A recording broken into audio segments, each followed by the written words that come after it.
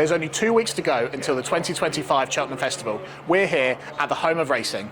We've spoken to chasing handicapper Martin Greenwood, hurdling handicapper Michael Harris, as well as British trainers Jamie Snowden, Ben Pauling, Joe Tizzard and Willie Twiston-Davies. Jamie, you've got quite the squad heading to the festival this year. We'll start with Garlaw, who's in a few races. He's been given a mark of 152, just 2 marks above his previous winning.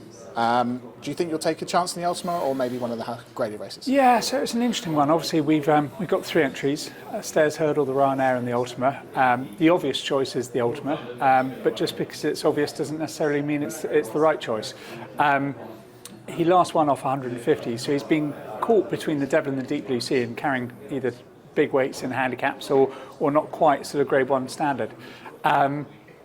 The step up and trip, I think, is going to suit him. We tried it a couple of years ago.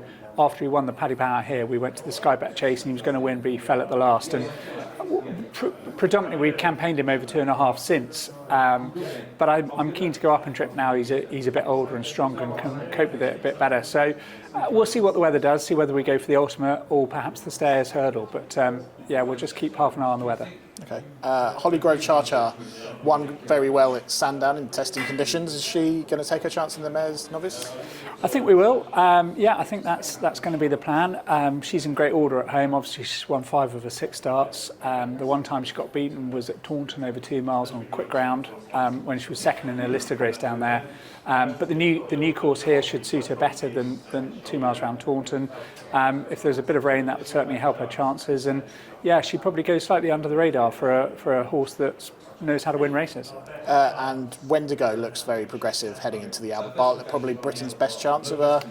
Yeah, he's the shortest price of the British horses heading in there. Yeah, he was a good bumper horse last year. Very good novice hurdler so far this time. Finished second in the Challow. Great form, you know, that's obviously great form. Downs looks a pretty smart horse and he goes for the 2.5. So the step up and trip will hopefully suit our fella, and yeah, he looks to have a decent chance. You've got 2 in the Patents, up for Parole and Super Survivor. Just a word on them both ahead of the race. Yeah, so Super Survivor, really we were turning into a staying handicap chaser, and he was favourite for the Welsh National a couple of years ago, but got lost in the mud around Chepstow, and it took us a while to get him back on track. But certainly over hurdles, he's proved a revelation and nicely handicapped this season. He's won his last 2. Gets in here off a nice weight, and hopefully there's more to come from him over hurdles. Apologies for pronunciation. Marche de Ligre. Yeah, Marche de Ligre is how I call it, but my French was never very good, so yours is probably better than mine. One first time out at Wetherby, very good second in the Grade 2 at Chepstow. We needed to get a 3rd run into him if we were going to qualify for the Boodles, and we ran him in the Victor Ludorum up at Haydock. Good ground, tight track. Just didn't really suit him. He was 4th that day, having made a bad mistake. So hopefully he's nicely handicapped, and he would want a bit of rain. So hopefully it rains for him. What suits some doesn't suit the others. Your Garlaw doesn't want the rain, and Marche de Ligre probably does. So at the moment, who would you say is your best chance of a winner at the Cheltenham Festival? Well, I suppose the betting would say that Wendigo's our best chance, but. Listen, I still love Hollygrove Cha-Cha. You know, she follows the similar path to you well. She won a Grade 2 Jane Seymour last time out and comes here. I think the new course would suit her well, and hopefully she's got half a chance too. And then your dark horse for the festival, maybe one that's overpriced or overlooked by punters at this moment in time. Super Survivor's about 33 to 1 for the Patents. I think, I think he's probably overlooked slightly. Brilliant, Jamie. Thank you very much, and all the best at Cheltenham Festival. Thanks very much. Really Cheers. Appreciate it. Thank you.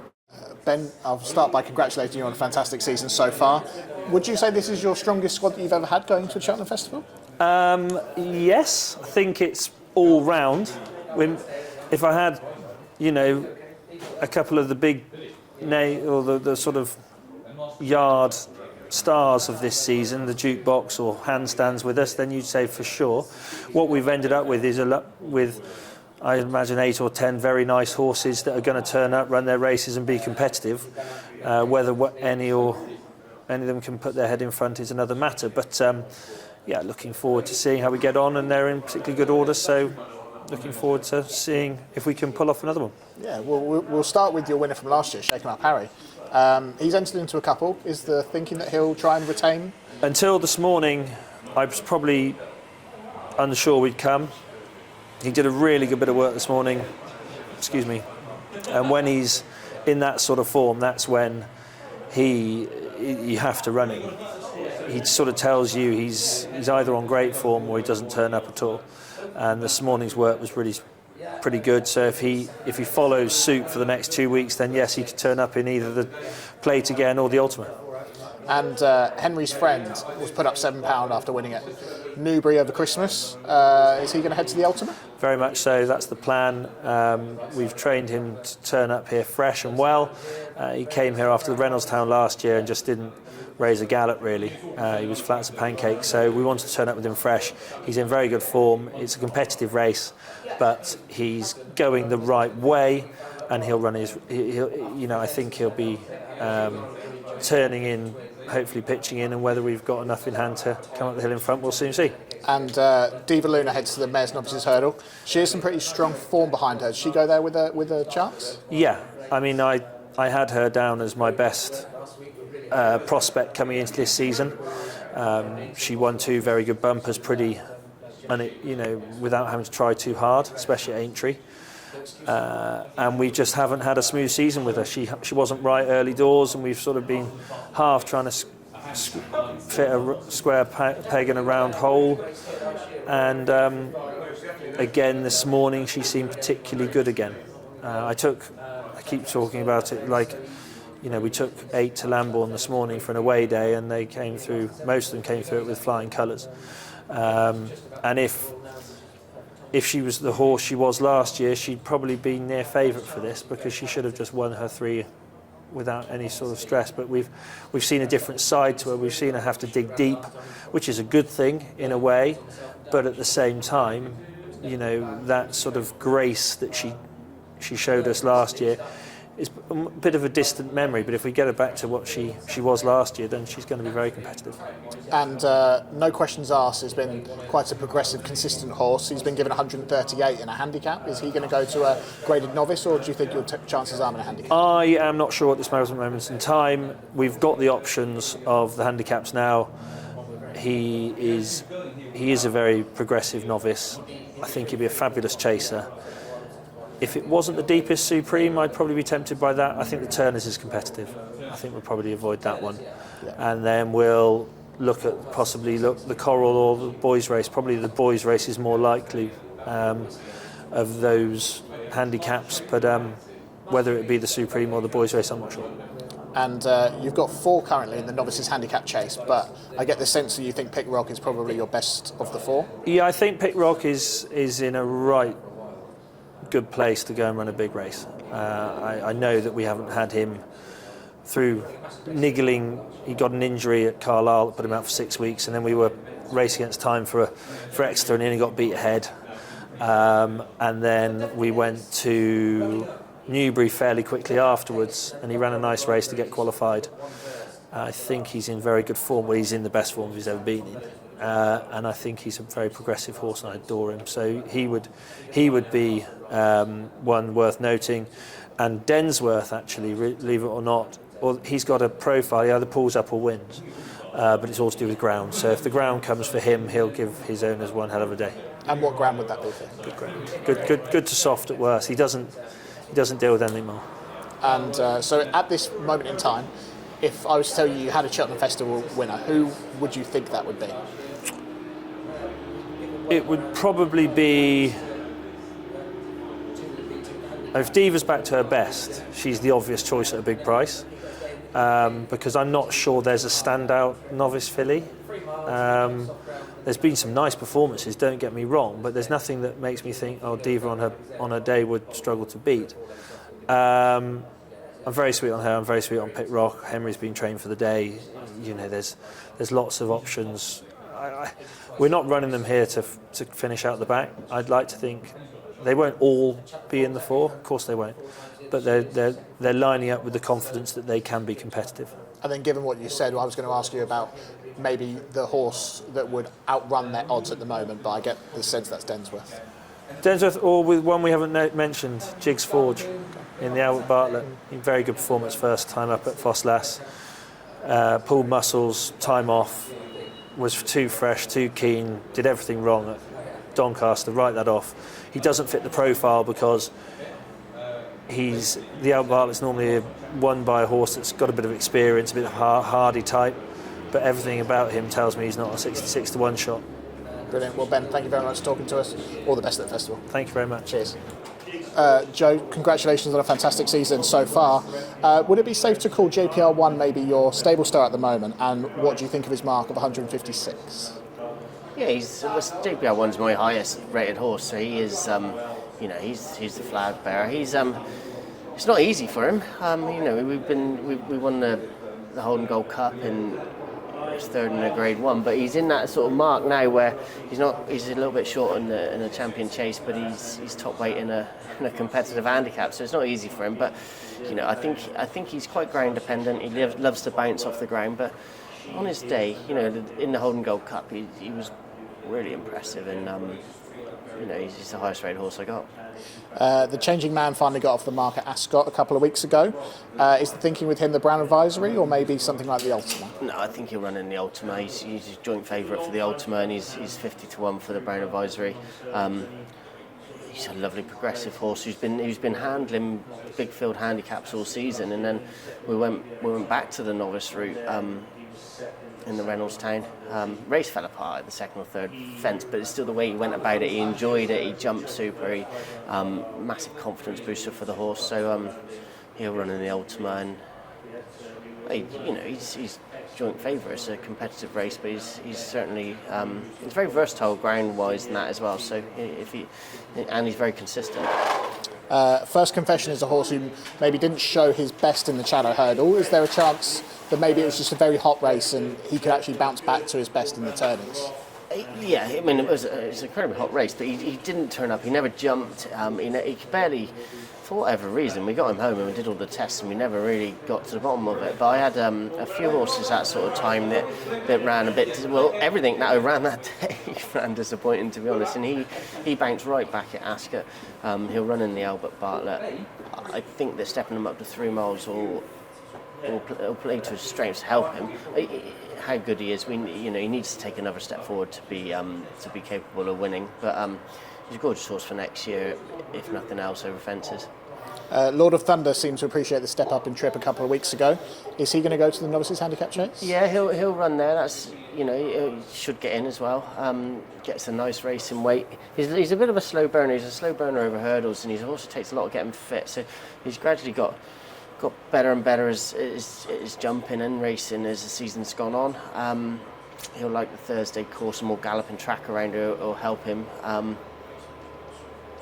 And they'll go hard for certain. So like the fact that he won over 2.6 last time is perfect. We know he'll get the trip well. So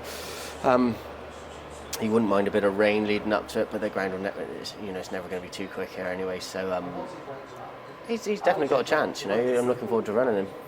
And so would you say at this moment in time the Changing Man is your best Cheltenham Festival chance of a winner? Yeah, I would say Changing Man's certainly and the betting says that as well, but JPR1 and Lord of Thunder, both go there.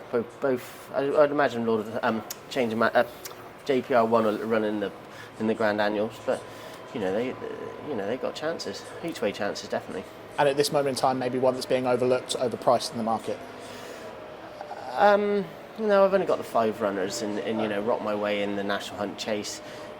He's a Grade 2 winner around here over hurdles, not for me, but he'd have to pull something out the fire in First Confession. We just don't know with him, but it's he needs to show us something else to win. But he'd be on a par with Kilbrick and Storm, who won an Albert Bartlett. That horse doesn't always win an Albert Bartlett, but it just proves that he can if he's in it. So that's why he's going to come here. That's brilliant. Thank you very much for talking to us. Top man, no worries. Willie, it's been a fantastic season for you so far. We'll start with the graded horses. Potter's Charm looking to go to the Turners. He looks one of the best British novice hurdlers this season. Potter's Charm go for Turners. Put a line for his last run. If he put a line through that, then he'd probably be going there 5, 6, 7 to 1 shot. Second or third favourite. Very happy with him at home. Doing everything correctly. Course form's good. Handles good ground. Handles heavy ground. He's a very exciting horse, and we look forward to running him. Gal Road, we call him Mr. Consistent at Cheltenham. He just seems to love running there. Yeah. Is he going to spring a surprise in the stays, maybe? I don't know if he'll win it, but like he'd have a nice each way chance, depending on what the ground comes up with. But it's sort of talking to Dad about it the other day. Anyone who owned a horse like him, he's just a pleasure to have. He's so consistent, tries so hard. You can set your clock by him. No, I hope he'll run a massive race and run well. Whether he's good enough to win, I don't know, but he'll be bang there at the bottom of the hill and give everyone something to cheer about, hopefully. Master Chewy's in both the Champion Chase and the Ryanair. What are the thinkings? Leaning towards the Ryanair. Obviously, ground will be a deciding factor. If it's heavy ground, maybe we'll go for the Champion, but it looks more likely now at the minute we'll be looking towards the Ryanair. I think up in trip should bring out some more improvement. Is that the fact that you've also got Matata going to the Champion Chase? Matata's unlikely to go straight to Aintree, so unlikely to run at all. We'll head over to the handicaps then. Broadway Boy has been given a 150 for the Ultima. Is that a mark you're happy with? Yeah, very happy with that. What we expected. Obviously, second in the Hennessy, I arguably could have won the Hennessy if he hadn't smashed through 4 out. I thought it was a very, very good performance to get up and finish second even. Very talented horse. We've always held him in very high regard. I think 150 is lenient enough. We can't do much more than have him in the best place he is at this point in time. So if he doesn't win on Tuesday, there'll be no excuses. Yeah. We've all been caught in a few races at the moment. He's seemed to be a horse that you think is better than what he's shown us on the racecourse so far. Fair to say, but we haven't had him for very long again recently. Obviously, he was at Christian Williams most of this year until he won for us at Doncaster. More than likely, he'll go to Doncaster for the Grimthorpe on Saturday. And the 3 mile 6 National Hunt Chase would be the one he'd run in if he does run at Cheltenham at all. But Scottish National and the Grimthorpe are sort of what we're thinking at the minute. You've got 4 in the Coral Cup at the moment. Who are you kind of looking at running it? All depends how they get on. I mean, Guard the Moon looks well handicapped, but he might run in the per temps. Uncle Bert, unsure, he likes soft ground.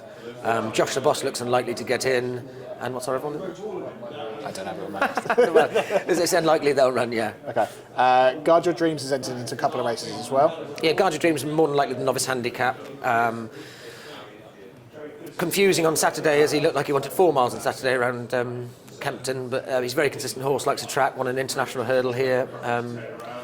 Something we'll discuss closer to the time. Not 100% to run, but we'll talk to Graham and Alison and see what they want to do. Okay. And so at this moment in time, who would you say is your best chance for a winner at the Cheltenham Festival? Being very political, would be split between Potter's Charm and Broadway Boy. Okay. And one that's maybe a dark horse, one that's being overlooked, overpriced in the markets at the moment? We haven't got one. the market's probably about right. Okay, brilliant. Brilliant. Well, thank you very much. That's all right. Cheers. 3 more handicap chases for you this season. During a very busy period for you, does that make the 3 extra races, does it make it just a little bit more difficult for you? Yeah, obviously it's more of a workload from the 4 we had before, obviously. But we used to have 5 a couple of years ago, one obviously when the 2.5 mile, what was a turner was a handicap, so we back from 4, 5 up to 7. Obviously it's more work to do, but that's just the way it is. And obviously we have something like the Ultima, for instance, with less entries because they've been dispersed a little bit more, whereas have loads of multiple entries. You just got to get on with it. And how have you found the process this year of translating maybe the Irish and some of the French form over to the British form? Yeah, we've got 4 French entries this year, which I know Cheltenham are quite keen on getting some French runners over. Gold Tweet in the Ultima, which ran really well in the Betfair, you probably remember, tanking along for much of the race, and won here as a hurdler, obviously, really good quality hurdler, and 3 in the cross country. And the Irish, we keep the Irish running performance figures on the Irish racing all the time, jumping anyway. So basically we treat them just like a GB race without publishing the ratings on a weekly basis. So we've always got that sort of already covered. But yeah, it's always a balance because we have to take the Irish ratings into account. We do speak to our Irish counterparts, but it's just a more busy example of what we do every week. And let's go into some of the horses that are maybe a shorter price for anti-post and how you got to the weights. Stumptown won here in earlier this year in January. He's gone up £8 to 157 top weight. How does doing the cross-country chase, now that that's a handicap, has that changed kind of how you look at it? Obviously it's been a haven for Irish horses like Delta Work, Tiger Roll, etc. over the years, and obviously stepping stone to the Grand National, with lots of horses having run well in that race and they're running the Grand National, and a load of these entries are already in the National already on their weights that I published a couple of weeks ago. Stumptown, really good winner, as you say, here in December. £8 higher than the Irish mark. People might think, well, the Irish mark's only 149, and the reason for that is the Irish don't do handicap ratings for cross country. So I try and explain to trainers and owners sometimes that's the reason why there's such a gap in those ratings. But it looks a really good race. I think the only being a handicap would hopefully give the UK more of a chance to be more competitive, because usually it was tilting at windmills against horses like Delta Work, etc., not receiving weight. So hopefully it'll be a more competitive race in that sense. So following the race in January where Stumptown just beat Mr. Coffee, Mr. Coffee's only gone up £3 for that. So would you say that the British maybe have a stronger chance in this race than they would have done when it was an open race? Absolutely, definitely, yeah. I mean, Stumptown, don't forget, was very, very confidently ridden that day. I mean, he was incredibly confidently ridden. I mean, Mr. Coffee ran well, but I mean, using the bear, I don't think using the bear winning distance would have been fair. Okay. And another one that's been pretty well backed in the National Hunt Chases now is the Hour. He's 7-2, his rating of 139. How did you kind of come up with that mark? Yeah, he's 135 in Ireland. He was entered over here in November, I think it was, when we gave him a mark of 135 at the time, but obviously he's run twice since. He won a hurdle race at Haydock, I think, last year. So it's a horse that we do know bits about. He certainly caught the eye at Navan last time. I had lots of people contact me say, oh, this horse had an easy run and da-da-da-da, which was unusual for the one horse to get so much traction. So a lot of my press room colleagues were sending me, tweets, etc., which was quite unusual. So I'd watched the race the following day because I hadn't watched it at the time. And to be fair, I didn't think it was that bad. I mean, he was 2 lengths down, 2 out. He fluffed that. He was beaten 4 lengths in the end. Easily his best run of offences on the figures. No, there's no two ways about that, because you've got also like Free Card, Bragg was in the National for 146. So I just fitted him in kilter behind the horses we already knew about. Unexposed horse, interesting. Obviously punters have latched onto it, which is up to them. So we'll see. Stepping up Michael Lintrip again, obviously. And the Jack Richards Novices Handicap Chase. It looks like it could be one of the strongest and most exciting races of the festival.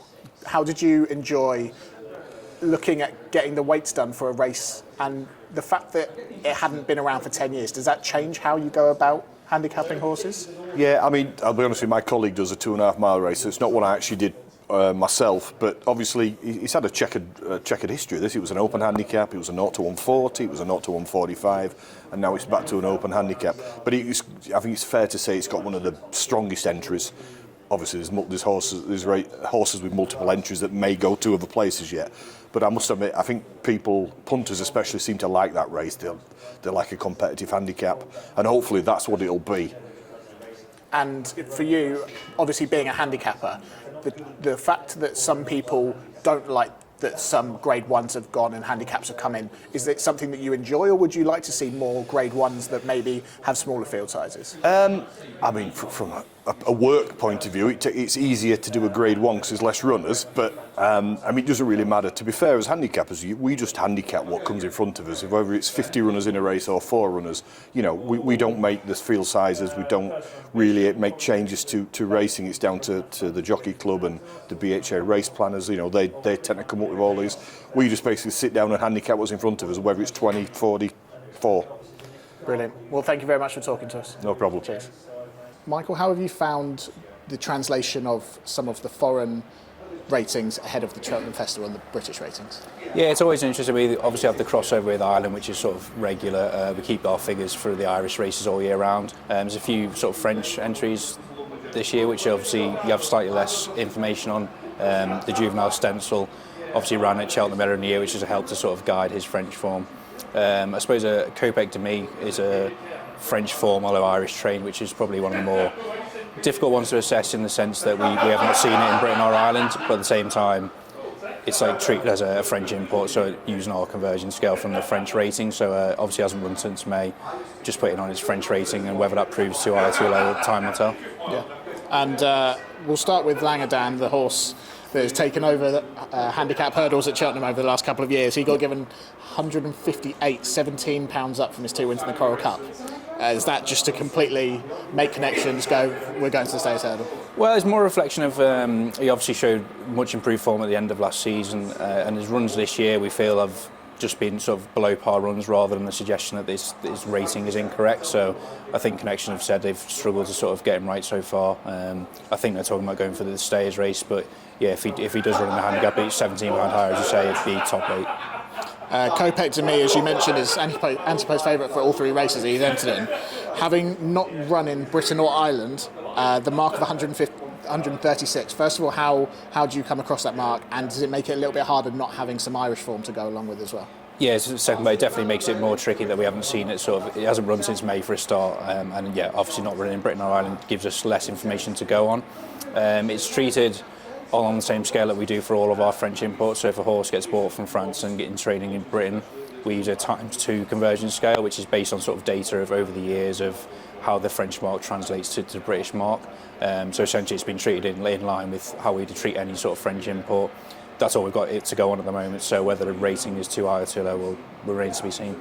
We'll move on to Woodhoo. The form behind her is very, very strong. Mm-hmm. She's up £11 from winning over at Cheltenham back in December. Yeah. Do you think there's still some leniency in that mark? Yeah, essentially, when I assessed the race initially, I put her up £8, so that was my initial assessment of the race, and obviously Joyeuse and a few others in behind have improved markedly since. On a strict line through Joyeuse, you could have Woodhoo, another sort of £7 or £8 higher.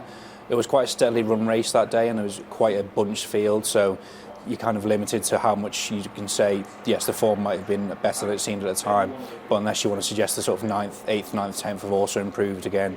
That's why it's only got a £3 further rise, so £11 up from its last win. Obviously, upwardly mobile and still progressive. You'd like to think there'd still be more improvement to come, but on what she's shown so far, that's what the 141 represents. And then one that stood out to us in the office is Valgrand, putting a performance of 140 around Cheltenham behind Potter's Charm in November. He's down to 134. Dan Skelton is a trainer who loves winning handicap hurdles at Cheltenham. Mm-hmm. He's been well backed as well, so what are your thoughts kind of on him? Yeah, quite an interesting horse to assess actually. I looked quite impressive the day it won it here at Cheltenham. And 140 was the mark we gave it there. Now, the strength of that form doesn't look very strong since, so obviously he's disappointed twice in 2 handicaps, and it's sort of the form doesn't really stack up behind, so the reduction down is more a reflection of what we have on that level of his win at the moment, so it's less a reflection of kind of what he's done since. It's just we now feel that win is probably only worth this, so 140 was what we had initially. He's probably going to have to run to that and more again off this current rating if he's going to go and win a competitive race like this. I say you need 5 runs in these open handicaps now at the Cheltenham Festival, so he's had plenty of runs through the season, so hopefully we've got him about right. Brilliant. Michael, thank you very much. No problem. Do you want over £2,000 in Cheltenham free bets? Visit racingpost.com/free bets, the ultimate hub for betting offers. Racing Post. Stay ahead of the field.